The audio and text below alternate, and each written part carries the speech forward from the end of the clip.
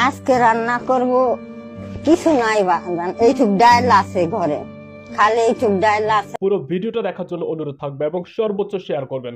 দর্শক, আপনি যখন ভিডিওটা শেয়ার করবেন তখন সংশ্লিষ্ট কর্তৃপক্ষ যারা আছেন বা আমাদের অন্তর্বর্তীকালীন সরকার যারা আছেন এই মুহূর্তে হয়তো তাদের কাছে গিয়ে এই খবরটা পৌঁছে যাবে।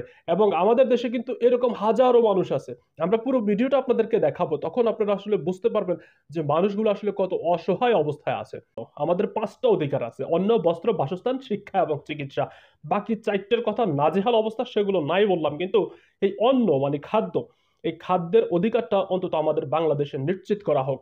আমরা পদ্মা সেতু দিয়ে কি করব, আমরা মেট্রো রেল দিয়ে কি করব? একদল বিলাসিতা করবে আর একদল না খেয়ে উপোস হয়ে তারপর মারা যাবে। এক সালমান এফ রহমানকে যদি ধরেন তাইলে হাজার হাজার কোটি টাকা বের হয়ে আসবে। এক বেনজির আহমেদকে যদি ধরেন, এক ডিবি হারুন আঙ্কেলকে যদি ধরেন, তাহলে কোটি কোটি টাকা, হাজার কোটি টাকা আসলে বেরিয়ে আসবে। কিন্তু এই মানুষগুলো মানুষের জন্য আসলে কিছু করে নাই, কারণ তাদেরকে আসলে মানুষ বলে গণ্যই করা যায় না। যদি করা যাইতো তাহলে কেউ হাজার হাজার কোটি টাকা বাংলাদেশ থেকে বিদেশে পাচার করতো না।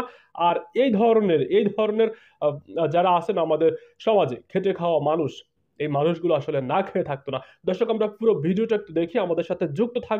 আজকে রান্না করব কিছু নাই বাজান, এইটুক ডাল আছে ঘরে, খালি এইটুক ডাল আছে। আর তোমার কাকা একটু চাল নিয়ে এসলো বেড়া রুটেতে, এই চাল কটাই, আর কিছু ধরে না।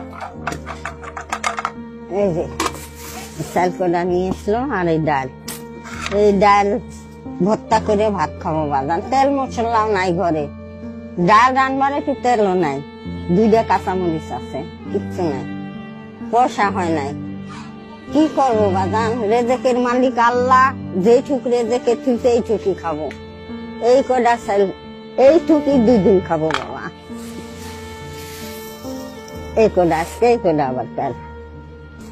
2টা মানুষই বাজান, কপালে ছেলে নাই, এইটুকুই খাই, আল্লাহর কাছে দোয়া করে থাকি। আল্লাহ রেজেকের মালিক, জিরা দুখাই দে, আল্লাহর কাছে লাখ লাখ শুকুর। মানবতার ফেরিওয়ালারা বন্যা হইলে তারপর সেখানে ছুটে যেত বিকাশ নাম্বার দিয়া, বিকাশ নাম্বার, রকেট নাম্বার, এইগুলা নিয়ে মানে কামান, মেশিন গান, এইসব নাম্বার নিয়ে তারপরে সেখানে তারা ছুটে যাইতো। কিন্তু এই এই যে যারা না খেয়ে আছে, এই এই যে অসহায় লোকগুলা, এগুলার পাশে আসলে কখনো কিন্তু তাদের কাউকে দাঁড়াইতে দেখি নাই। আমি কারোর নাম উচ্চারণ করছি না, তবে আপনারা জানেন যে কারা এই ধরনের ধান্দাবাজিগুলো করতো, কারা বিকাশ নাম্বার, রকেট নাম্বার দিয়ে তারপরে ধান্দা করতো। বন্যা হইলে, তারপরে আপনার কোনো প্রাকৃতিক দুর্যোগ হইলে, প্রাকৃতিক দুর্যোগের চাইতে এই দুর্যোগগুলা কি কম না? অনেক অনেক বেশি। কিন্তু আমরা আসলে এগুলোর দিকে কর্ণপাতই করি না, এগুলো দেখিও না, কারণ এগুলাতে আমাদের ধান্দা নাই, এগুলাতে আমাদের ব্যবসা নাই।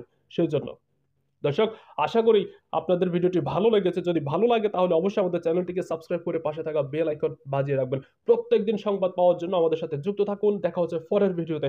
ভালো থাকবেন, সুস্থ থাকবেন। আল্লাহ হাফেজ।